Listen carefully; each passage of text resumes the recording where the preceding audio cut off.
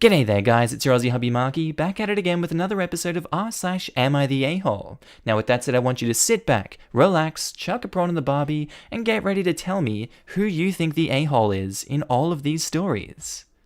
Posted by user Syndra Carries You. Titled, Am I the A-hole for abandoning my friend at a club due to a panic attack? Prefacing the actual story. I suffer from ADHD and sensory processing dysfunction. Whenever sensory overload occurs, I tend to react extremely irrational. I also want to state that I made my friend aware of that shortly after we met, a year ago or so. Still, my condition does not stop me from attempting to get into situations where sensory overstimulation may occur, such as a party or a club. After all, I can't just crawl into my shell all day long every day. Yesterday, I was in such a situation. My friend and I decided to have a night out at a local club to celebrate her newfound job. She's been homeless for a few months, and just to have a good time in general. Things started out well. Shots were poured, laughs were had, and stories were shared. After about 2 to 3 hours of fun, she suddenly decided to get a cig. Unfortunately, she didn't bring any herself. Instead, she decided to simply go into the smokers area and ask around if anyone was willing to share. She asked me if I would join her, but as a non-smoker, I decided against it. So she left me to my devices and went for a cig. 5 minutes turned into 10, 15, 20 minutes. Slowly, the effects of my shot were fading away, and I started to realize how full the club had become. Music started to appear louder to me. People kept shoving past me, and I just felt left alone, and the sensory overload started to creep in. I felt anxiety and nervousness take a hold of me. I started contemplating trying to find her and tell her, but I decided to suck it up and stay put. Don't ask why, but for some reason I didn't want to disturb her smoking session. Just as about 25 minutes had passed, she suddenly returned, with a guy in tow. She offered him drinks and asked him to join us. I politely shook his hand, but my brain somehow perceived him as just another load onto my already overloaded brain. I also didn't want to put up with being third-wheeled that night either. So that's when I snapped. My brain was in full fight-or-flight mode. When she turned to the bar to order new shots, I simply grabbed my coat and walked out. I eventually reached a bus station and got a ticket home. Only when my anger and panic started to fade, the realization crept in that I'm probably a massive a-hole and a moron for leaving her alone in a club at 2 a.m. I quickly messaged her, apologizing profusely, but trying to explain I acted purely on instinct. She was pretty drunk, so she was just confused. However, as I woke up this morning, I tried to call her to talk it out, and she just snapped at me for not telling her that I felt unwell, and accusing me of not trusting that she would understand. Instead, I left her alone in town in her, let's just say, attractive outfit, with no way home. Last trains to her place for the night had already left, so it was 2 to 3 hours till the first morning train. Which is totally fair. That's exactly what I did. I just hadn't thought about any of it while in full flight mode. She rightfully lost all trust in me, while I have to come to face with the realization that I didn't trust her either, since I didn't expect her to understand that I was feeling unwell. Hence why I didn't tell her. But am I really the a-hole in this situation, or should she have been more considerate? Yes, you're the a-hole. You'd know this could happen, so you both should have made a plan B. And even with your sensory overload, you should have told her you were leaving. You're the a-hole. Don't abandon your friends in clubs, especially if you're their ride home. I was not her ride home. She just wanted me to stick around because being alone at night sucks, even if it is just waiting for the first morning train, which I guess is true. Or potentially because some women are nervous doing this solo. You're the a-hole, you are responsible for how you handle your emotions, even if they are negative emotions. You left her rideless and drunk in a club with a stranger. You're the a-hole, I understand having mental issues, but it almost feels like you're using them as a scapegoat in this situation. It's up to you to take measures that'll compensate for your sensory overload problems, like setting up a plan B, for example. You refused to interrupt your friend's smoking, which I'm sure would have been fine to them in your case. But if I was that friend, I wouldn't want anything to do with you after what you did. You abandoned your friend instead of communicating your issues. Meta. Update on me abandoning my friend at the club. So Reddit rendered judgment and labeled me the a-hole for leaving my friend at the club, which is totally fair. I could have communicated my rising anxiety a million times better than I did. I'd planned to have another talk with her anyways, but she showed me the cold shoulder until yesterday evening when I was finally able to reach her by phone. So I apologized and admitted I had been lying to her about feeling well because I did not want to ruin the evening for her, which I did anyways. She told me to grow up. Teenagers made those mistakes out of insecurity, but a 24-year-old grown man should not, which is fair. She did turn this into a little bit of a mental torture session, detailing all the reasons why it's a dick move to leave a female alone in a club with no way home at 2 a.m., to which I responded that I really thought she was a club veteran and as such would not be fazed. She went on to complain about how far removed from reality my thinking was, which once again showed that I probably didn't make it clear to her that this was my first real time at a dance club with a girl. I've been to bars and pubs before, but always in groups with guys, never alone with a girl. So yeah, major screw-ups all around. Guess I really didn't think this through at all, but the worst L was yet to come. Eventually, of course, the whole thing with the third wheel / other guy was a topic too, and I took a deep breath and decided that if this friendship was on the knife's edge right now anyway, I might as well go all the way to get rid of all the tension.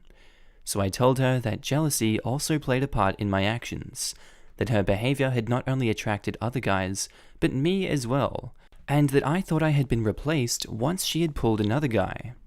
Turns out the dude was never going to be her one-night stand, but just a friendly dude she shared a cig with. Once again, I showed my social immaturity by thinking every guy looking the way of her would want to bang her. The real shocker, however, was that according to her, if I had played my cards right, she might have even considered an FWB situation with me. I wasn't wholly unattractive to her, and it does not take much for her to have sex with someone for fun. I decided to end the call at that point. I needed some time to reflect. In the end, I think I have made some valuable life experiences, no matter how late they might be, but I feel I lost a friend in the process. So there you have it, a bittersweet follow-up to a pretty big a-hole-ish screw-up. Good that you tried to make it better. I know you learned something. The real shocker with this one. Dude, this is so not true. She is just throwing it there to have you hanging. Well, basically, what I should have done is just ask. But she could have asked too. Shrug. She probably thought I was only in it platonically, which was true for most of our friendship. No, dude, she was never going to sleep with you. She's just saying this crap to mess with you. 100% she's lying and messing with you since she said that. I've seen a number of girls and had a few girls who were crappy dates pull that card. Relatable. Opie, you are the a-hole in this situation, but your friend sounds like a real piece of work. First, leaving your friend by themselves while you smoke for 20 minutes is unbelievably rude. Less rude than abandoning them entirely, to be sure. But what the hell? And telling you were a dick so I don't want to be your friend anymore? By the way, I was totally gonna screw you, but you dropped the ball. Come the frick on. You don't need that crap in your life. Definitely use this as a learning experience because you should have handled the night better. But she is so far from innocent in this that it is unbelievable that this sub is making you out to be the only bad guy. I'm glad the other side of the story came out in this part because we don't always see both sides, we don't always get all the information. I feel like we got a good idea of the situation in this one, and I'm happy how this one ended. Posted by user JumpBradJump, titled, Am I the a-hole for asking my wife to visit her obgyn after we have been having trouble conceiving?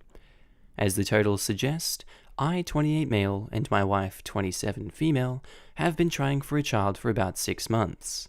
There are a couple of factors at play here as to why we may be having difficulties, so my thought is to rule out as much as possible. She has a bleeding disorder and a family history of ovarian cysts, and I'm a bit concerned about whether or not she'll even be able to have children. Yesterday, we found out that for yet another month, we were unsuccessful. In my frustration, I put my hands on my head, and she immediately followed with, "Why are you making this about you?" I tried to explain that I was struggling with each month, getting our hopes up, and that she probably felt the same way. She didn't want to hear my side, and it ended in an argument about how I make it about me. I could understand how I could have put my feelings aside, but in the moment after hearing a no again, I was a bit distraught. I followed up by suggesting that she go and get a checkup. For the last 9 months, she has been without insurance. She quit her job to pursue a dream of hers and has no benefits. I recently was able to get her on my benefits, and so this is a possibility. She is making the claim that it is her body and that is her decision. I can't force her to go get checked up. Her big hang-up is that the doctors typically say that you need to try to conceive for 1 year before bothering them with any concerns of issues with pregnancy. We are at month 6. I suggested that my wife tell a white lie. How will they know when we started anyway? In order to find out if there are any issues with her bleeding disorder or cysts. She again reiterated that that isn't my choice, and that she wanted to wait for a year. Again, I'm only hoping to rule out medical concerns for conceiving. I am in no way accusatory or think that it is her fault. Hell, the problem might even be me. But am I the a-hole for asking or requesting that she goes and gets a checkup for issues conceiving? You're the a-hole for 2 reasons. A, don't lie to doctors about how long you've been trying to conceive. They say 12 months because that's a reasonable amount of time that there might be an issue. So don't waste their time. And B, you don't seem to care about getting yourself checked out. You see it could be your fault, so you should be jumping in to get yourself checked too. Wait 6 more months as is recommended. If nothing happens, you can both go and get tests. The 1 year thing isn't a hard and fast rule. When I went off birth control with plans to try conceiving, my guy told me to come back if I didn't have a period within 3 months and wasn't perfectly regular within 6. 3 months later, I was back. He did some tests and diagnosed me with PCOS. He got us started with Clomid while I was waiting to get to the local fertility clinic. If there's a reason to suspect an actual problem, they will check for it. The 1 year wait is more common when there is no apparent problem. Definitely don't lie to the doctor, but it's not unheard of to get a checkup prior to trying to conceive. Maybe OP and his wife should start there, especially if she has been without insurance for a while. You're the a-hole. I've had so many friends be told that they would have difficulty conceiving, some for years, some adopted. One was told it was impossible. All of them now have kids, most have quite a few. Just calm down, wait a little bit, quit worrying about it. 6 months is a tiny bit of time in the life of a child. Enjoy this time with your wife, love her, maybe go to therapy to relieve your control issues or anxiety, and just relax. But definitely stop trying to make your wife do stuff she doesn't want to do. Just stop. It makes you an a-hole. I second this wholeheartedly. You both need to stop worrying about trying to make a baby and just enjoy making love and having sex. You both are putting too much pressure on each other and trying to follow up a life plan, but life isn't planned out. It just happens. Just enjoy each other with no expectations and wait the year out. AITA follow-up. Asking my wife to get an OB-GYN checkup. I posted a while back about asking my wife to go get checked since we had been unable to conceive for about 6 months of trying. I logged out of Reddit after the post and came back to several posts saying I was the a-hole and that I should get checked myself. I had actually already ordered an at-home semen analysis test prior to posting, and it came in a few days ago. I decided to take the test and found that I had a negative result, meaning that the problem is likely a result of me and not her. She's being supportive of the whole ordeal, and I have ordered another one to be sure.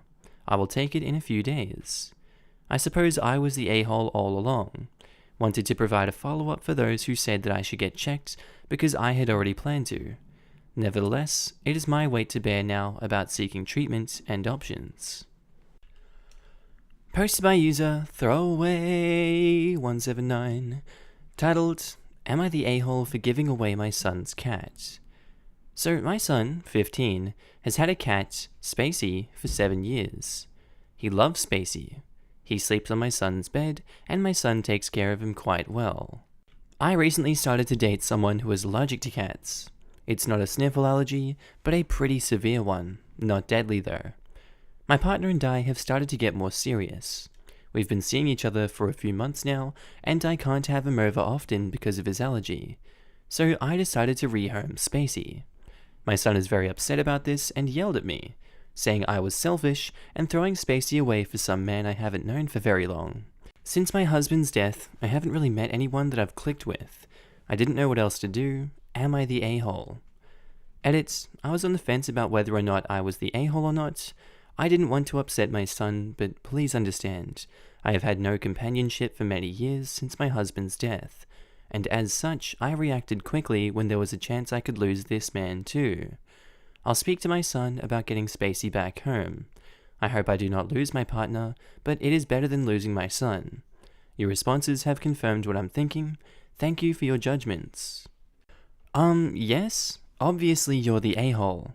That cat was a part of your family, and most importantly, he was your son's beloved pet for 7 years, nearly half his life. You rehomed that poor animal for your new boyfriend's comfort. I say this as someone who is severely allergic to cats and had to rehome my own out of necessity to preserve my own life. I was in and out of the hospital multiple times before I made the heartbreaking decision to rehome my cat. I can tell you that if it had been one of my parents who chose to give away my pet without my consent for the sake of their boyfriend and girlfriend's comfort, not even life, just occasional comfort when visiting, I would have been livid, and I never would have forgiven them. That is selfish and plain sociopathic. The cat was there before your boyfriend. This is not going to win you or your boyfriend any awards in your son's eyes.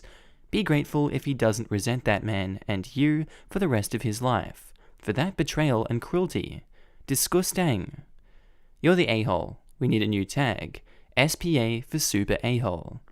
Teenagers need their pets to help with anxiety. Not sure why the dad isn't there, but that cat probably helps your son cope. Not sure if this guy read the post, but okay. Pets become family members. Are you going to give your son away too if he becomes inconvenient? Your son probably thinks you will. You're the a-hole. You are the mayor of a-hole town here.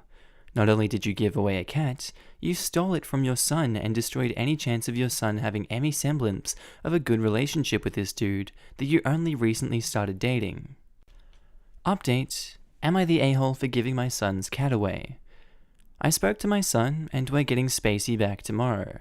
He's not far from us, and the new owners, family friends, are happy to return Spacey, especially as it has not been very long since we rehomed him. My son is very happy. He is still angry at me, and that's understandable. I can't believe I did such a thing.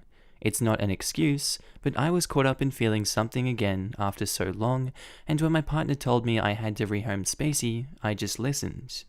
I have not spoken to my new partner about this yet, but I suppose that doesn't matter. Thank you for your help. You're the a-hole.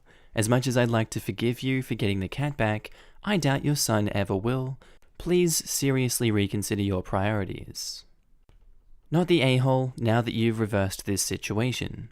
However, if you do thoughtless, harmful things in the future just because it's easier to go along with what your partner wants, then thinking things through and doing what you feel is actually right, then you go back to being an a-hole. I agree. I'm wondering whether my partner is good for me at this point. I am still an a-hole for what I did. Reversing what I did doesn't absolve me, and I understand that.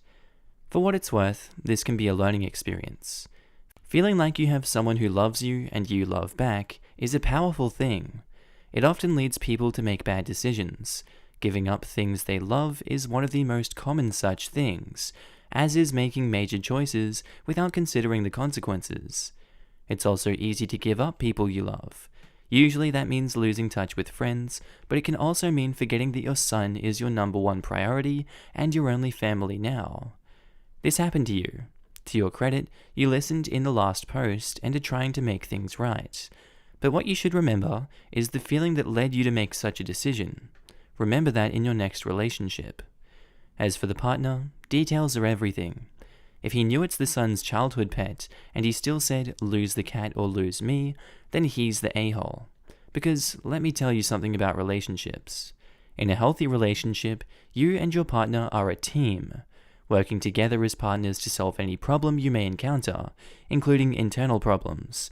In a healthy relationship, where both partners are a team, both partners will treat a problem for either one as a problem for both.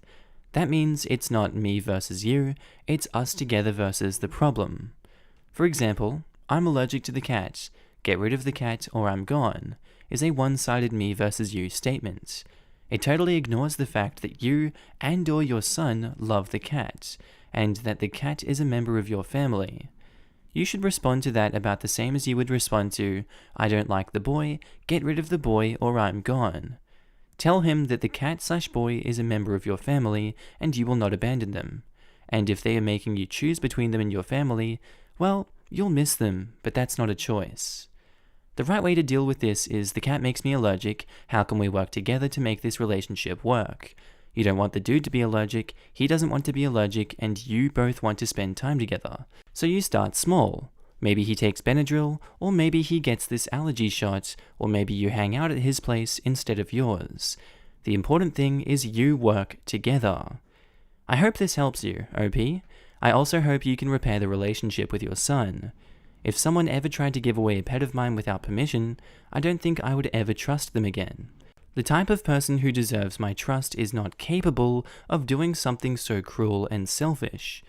I mean this not as an insult, but to hopefully get you to think about what kind of person you want to be. Because life, every day, is about deciding and discovering who you are. Best of luck. Posted by user Throwaway445566, titled, Am I the a-hole for snapping at my boyfriend in front of his/our friends over jokes that make me uncomfortable? Obviously this is a throwaway account, people know my usual account. I'll try to keep it short. My relationship with my boyfriend, 20 male, I'm also 20, has been mostly good, but going downhill recently for a lot of reasons that aren't the topic of this post. Anyway, over the last several weeks, every once in a while, my boyfriend will make sexual jokes at my expense and include our friends in the jokes.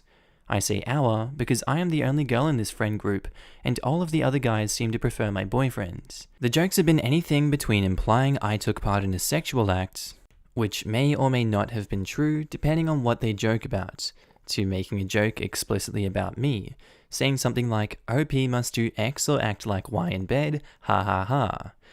My boyfriend sometimes makes the joke, sometimes one of the other guys does.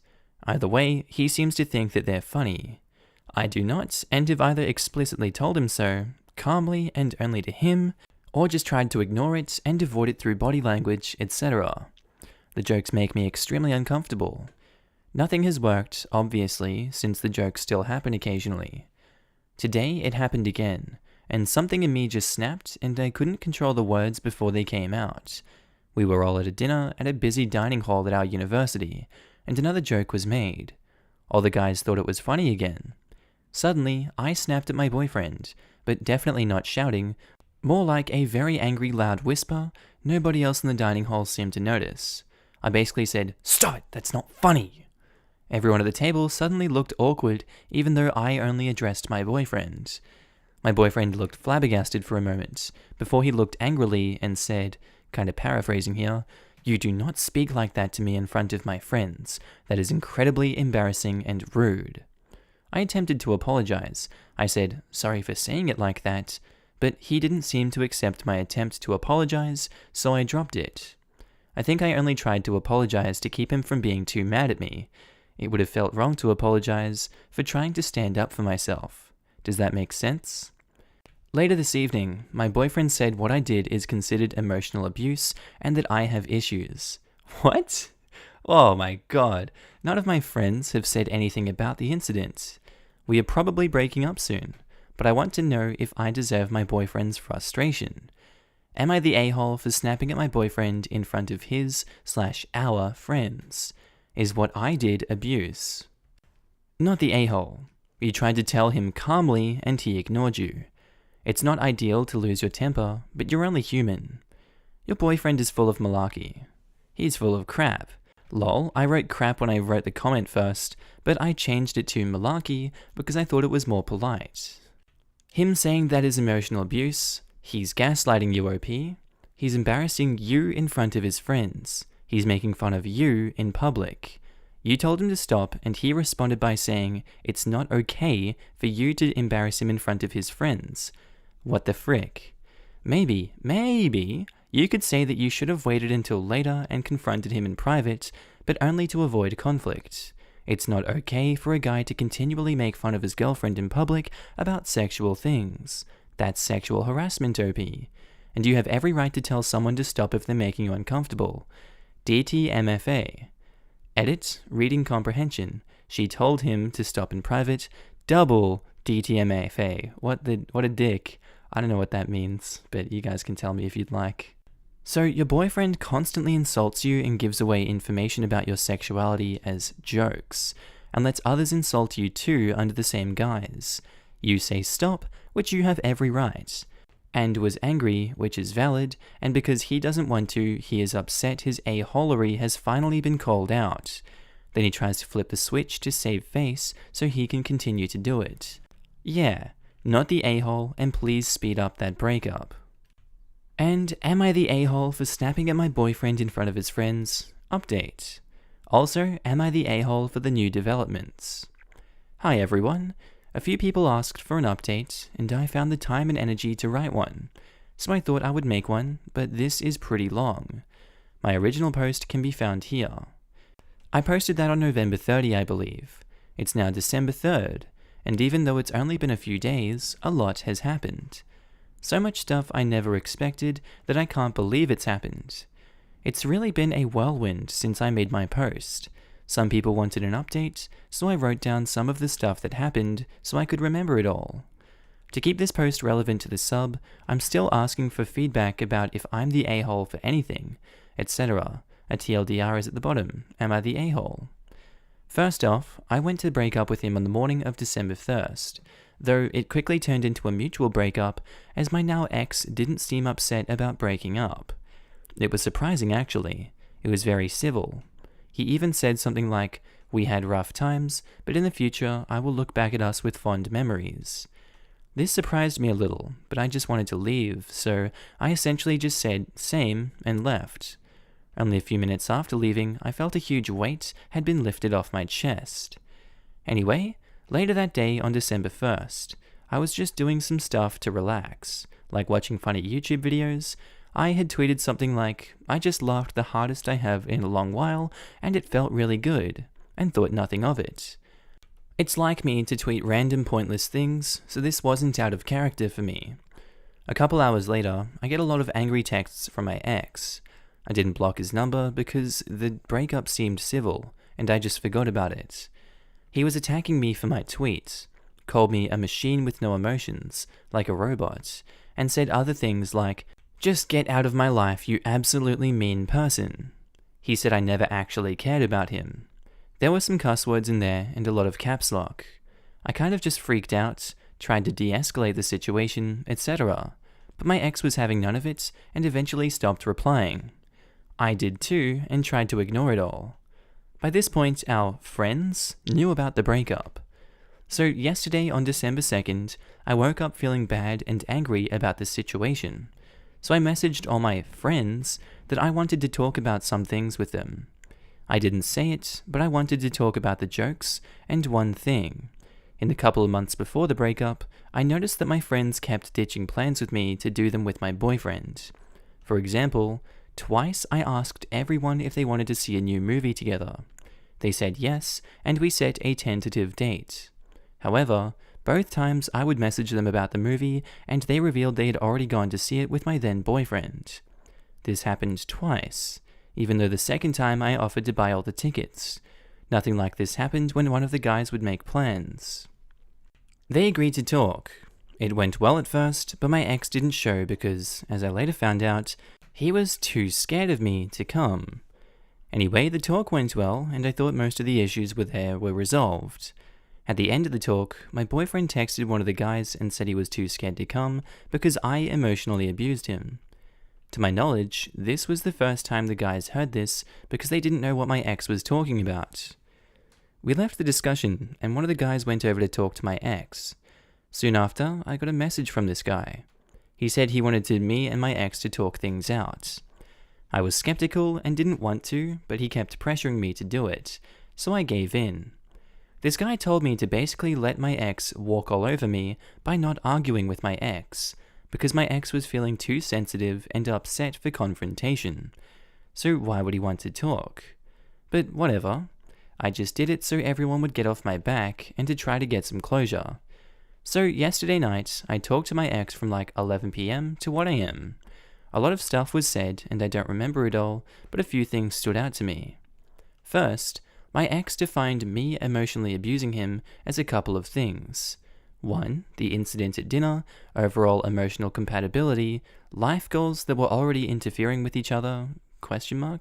Clashing personalities, and finally that me abusing him was not my fault. So I was very confused. I don't think these count as abuse. I then tried to tell him how I felt. These included, he brought up his struggle with mental illness when we would argue, and I felt like he would try to manipulate me with it. He got frustrated at me when I didn't want to spend all my free time with him, told me asexuality was an issue to get over when I was questioning myself, and finally, he would pressure me into sex. He did this a decent amount. He would say he needed sex to relieve tension and feel better. When I would cry during sex, he would get upset as well, but then convince me to keep going by saying, we'll both feel better if we finish it. So I always just gave in and obliged. I rarely wanted sex with him, especially more recently, but always consented just to get him off my back. I felt gross doing this, but thought it would just be better to deal with it, and I didn't want to tell him all of this, because I didn't want to make him mad. It's just how I felt. Especially being pressured into sex in a past relationship, it really sucked, but I'm glad it's over now. Anyway, when I tried to explain any of this to him, he would not take any responsibility for it, even though I never said I blame you for ... or anything. One thing I remember is when I told him about feeling pressured into sex, he said that he only ever did something like that because he felt neglected or because he was frustrated with me for something I did or didn't do in the time between sexual encounters. I felt really bad about this, but didn't really know how to respond, so I did kind of end up letting my ex walk all over me. I also didn't want to make a scene because we were in a semi-public space and didn't want to look weak by leaving early. Also, I was worried if I got angry, he would have more evidence for me being abusive. Eventually, it ended and I left. Before I left, he told me that his family, who I have met and got along with, now hates me. I thought and hoped that could be the end of things, but earlier today on December 3rd, something else happened. I tried reaching out to a couple of the friends I felt closer to, but something was weird. In a couple of classes I had with the guys, they seemed to avoid me more than usual, so I asked what was up. They said my ex was really messed up by what had happened, and they want to focus on making him better, so can't focus on me or something. They mentioned that my ex had been in their room crying for a few hours. I told them that I was being falsely accused of stuff, but they were like, we don't really know what happened, but X is more torn up than you, so we need to be good friends to him. Something about this just rubbed me the wrong way. So after I was done with classes, I wrote up a document that basically was a letter to the group chat. It basically said that I was being falsely accused, and my friends were blindly giving in and devoting themselves to my ex. I told them that I was cutting them off, and told them to not contact me again. I did this kind of at the advice of Redditors who commented on my original post, and partially on impulse. So I feel kind of bad about doing it. They might think I was being emotional, rude tramp, and crap talk me behind my back. I don't know. None of them have contacted me, so that's good, obviously. But I can't help but feel that I am owed an apology, but it really hurts because I'll see some of them in class, and I'm basically left with no friends. These guys were my only friends at school. All I have are some acquaintances left. Nobody I could text and be like, hey, wanna hang out? So while I'm happy about the breakup, I feel so crappy because I have no friends left, and it almost feels worse. I've just been watching funny YouTube videos and doing homework. It's been helping, but at this point I'm just overall just numb, I guess. Am I the a-hole for any of this? And once again, thank you everyone for your helpful comments. Not the a-hole. Dude sounds like he's playing the victim card to garner support for your mutual friends. Total basket case, move on. Just move on. Not the a-hole. Sounds to me like your ex was successful in playing the victim card and manipulating the entirety of your mutual friend group. If I were you, I'd consider this to be the end of your friendships with these people. Not the a-hole 100%. They're not really your friends, You shouldn't ever feel pressured to consent to sex, and your ex is doing his best to manipulate the situation, using language to get a reaction. Block him off of everything and do the same with his group of friends. Your life will be much easier and more peaceful. Not the a-hole. Read some books about toxic relationships. Your friends can fornicate with a can of bug spray.